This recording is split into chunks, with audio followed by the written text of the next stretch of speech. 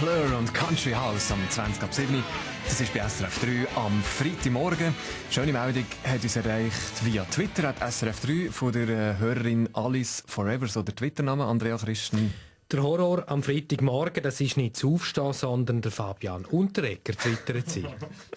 Ja, gut, ich möchte Alice einfach mal sagen, es ist, der Horror ist nicht, wenn man ihn hört, sondern wenn man mit ihm im Studio steht, einfach um deine Probleme Meinst du, wieder mal Deo nehmen, Andrea? Die hat Probleme. zum Problem wieder mal zurechtdrücken, was wirklich schnell. Aber unsere muntere Freitagsrunde ist ja schon fast so komplett, oder? Mit dabei heute der SVP-Übervater Christoph Blocher, sein Ziehsohn der Christoph Mörgeli, Trainerlegende im Fußball Christian Gross und der Fernsehbiologe Andreas Moser.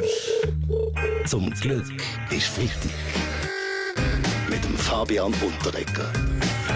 Und das Wochenende stehen ja die Bösen im Mittelpunkt. Das zeitgenössische Schwing- und Äublerfest. Wir wollen jetzt wissen, wie unsere Runde dort zu diesem grossen Fest Burgdorf steht, Christoph Blocher. Muss ich Ihnen sagen, Dorgali, so weit sind wir schon mit der Schweizfeindlichkeit. Wir haben die Schweizer Schwinger als böse bezeichnet. Ja gut, Weitwochenchef Roger Köppel und das Schwingfest. Wie ist das bei euch? Eine innige Beziehung zwischen euch und dem Fest? Schwingen ist ein Sport, Swingen ebenfalls. Um was geht's? Um ein Rindvieh. Tatsache ist die endliche Schweizer Tradition, die beweist, dass Christentum so viel friedlicher ist als der Islam. Keine Gewalt in dem Sport, Gleichberechtigung zwischen Mann und Frau, keine Homophobie, nur zivilisierte Menschen. Punkt. Herr Mörgeli, der seid ihr, nehmen jetzt mal Ehrengast zu Burgdorf beim Muni. Ja, schauen Sie, wissen Sie, lieber einen Muni gönnen als vom Aufbissen, verstehen Sie? Das sehe ich als offizielle Schweiz Fernseh-Tierexperten anders. Vom Aufbissen ist nicht so schlimm. Ein bisschen Morphin, ein Tetanusspritze und fertig. Und im Gegensatz zum Muni müssen Sie den Aff nicht behalten. Danke, Andi Moser, immer schön. An einem Schwingfest trifft man ja dann einen Haufen Junge an, so von wegen uralte Tradition. Bastian Giron, dir als junger grüner Politiker voll im Saft auch interessiert am Hosenlupf. Ja, im Prinzip schon, aber einfach anders als der meint.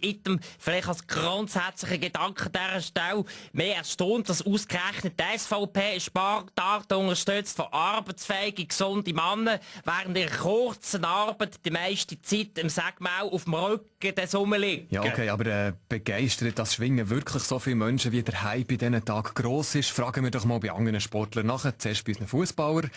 SRF-Experte, Trainer Hans-Peter Latour. Ich finde schon ein paar gespässig, dass die Schwinger Giele gegen den Nachnamen vor dem Vornamen sagen. Ich meine, Schlumpf Evelyn wäre in dem Fall schon eine belannte Beleidigung. Und Latour Hans-Peter ist ja auch falsch, das heisst Latour Eiffel.